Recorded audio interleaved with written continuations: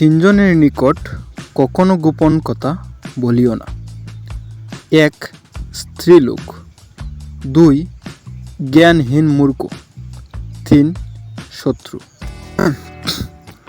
অতীতকে প্রাধান্য দিও না, ভবিষ্যৎ নিয়ে দিবাস্বপ্নও দেখবে না।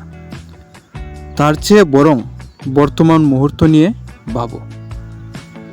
মানুষ তার চিন্তা দ্বারা নির্মিত প্রাণী, সে যাই ভাবে তাই হয়ে যায়। বিষ থেকে সুধা, নোংরা স্থান থেকে সোনা, নিজ কারো থেকে জ্ঞান, নিচু পরিবার থেকে শুভলক্ষণা স্ত্রী গ্রহণ করা সঙ্গত।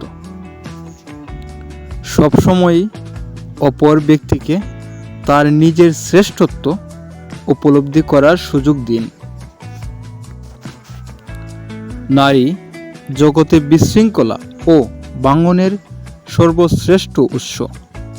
সে দাপালি বৃক্ষের ন্যায়, যাহা বাহ্যত খুব সুন্দর দেখায়, কিন্তু চড়ুই পাখি ইহা বক্ষণ করিলে ইহাদের মৃত্যু অনিবার্য। গোটা বিশ্বব্রহ্মাণ্ডের শক্তি আমাদের মধ্যে, কিন্তু আমরা তার টেরই পাই না। নিজেদের চোখের ওপর হাত চাপা দিয়ে চারিপাশ অন্ধকার বলে কান্নাকাটি করি।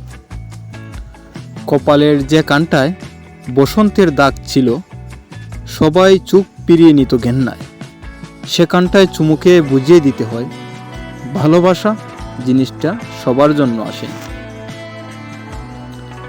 শ্রেষ্ঠ মানুষ যা খুঁজে তা নিজের মধ্যে, ছোট মানুষ যা খুঁজে তা অন্যদের মধ্যে।